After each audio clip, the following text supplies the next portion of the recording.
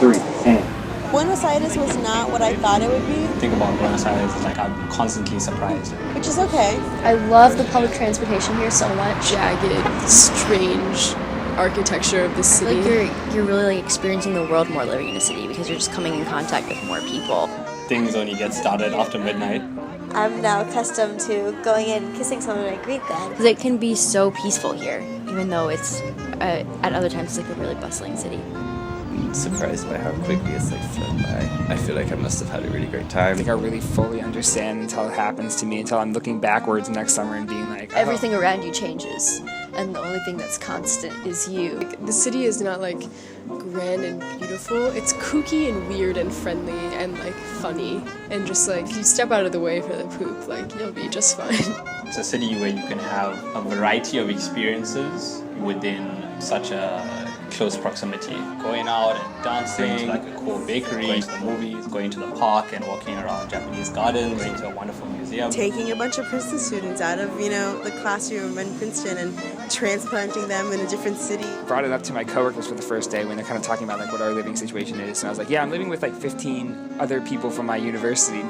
And they were like laughing. They like immediately compared it to Big Brother, and I did too. I was like, it is like Big Brother, like except for like the confession room in the basement or whatever they have. But we were all like living together. We're all young. We're all in this context. I don't know that I expected to necessarily meet a lot of people, especially because I'm like, well, I'm on my way out at Princeton. All of my close friends, I've already met them. It's okay, and things have a funny way of working out sometimes. More so than making friends here, I've entered a community. Buenos Aires is the biggest Jewish community outside of Israel and New York. They have drums, they have piano, they have violin maybe, or a guitar. And whoever's on both sides of you, you put your arms around them. Well, they're not, you know them, put your arms around them and you like sway together to the final song. I think that's also Argentine. That goes in with the whole kissing culture, that closeness, that intimacy. There's like a reactive or proactive, like, you react to whatever things are happening in your life, or you are the one going out and doing things. And I feel like you have to figure out how to navigate that, and you always do, and I always like you like it works out.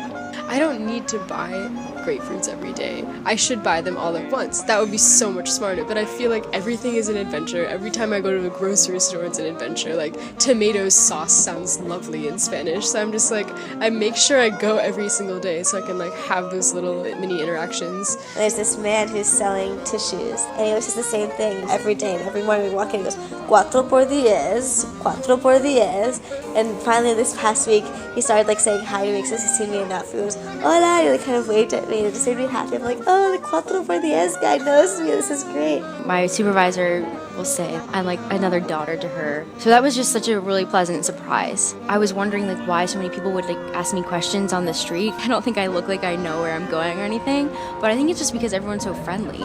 Initially, I wasn't thinking about going abroad, or I was kind of on the fence. I was like, maybe I need to study for the MCAT more, or do something closer so I can focus more. But I'm like, I need to take these opportunities when I have them. And they're like, I really don't know the next time I'll be able to travel abroad like fully. And there were a bunch of young people there, and I started going there every day for lunch. That's where I feel like I've made my friends. I definitely had to like get over a fear of sounding stupid or like asking too many questions. I learned how to joke in Spanish with them and just felt so much more relaxed. Most of the people that you meet are willing to put up with your broken Spanish, I guess. I basically learned that, you gotta like put yourself on, like no one is gonna do anything for you, and if you wanna like learn something, you gotta go out there and do it.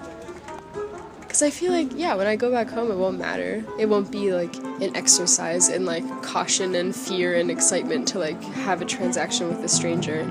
I oftentimes don't really know where I am in the city, so when I go home, I'm planning on like taking out a map, like printing it and like circling it everywhere, because it's just so hard for me to place together all the places I've been relative to each other. Coming home to Wedgo and, having just like good conversations with people over the dinner table.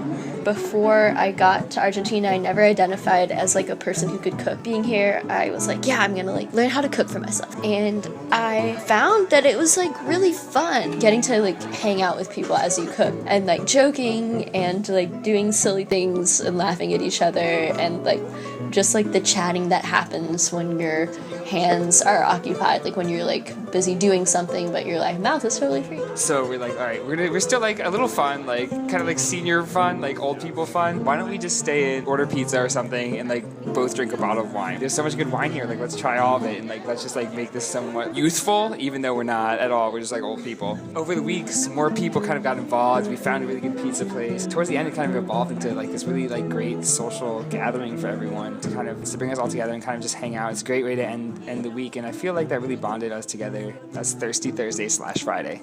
Also, the fact that coffee shops here are like the best teen dream ever. They just play indie music all the time. You can literally go into a cafe and sit there for hours before anyone kicks you out. I mean, no.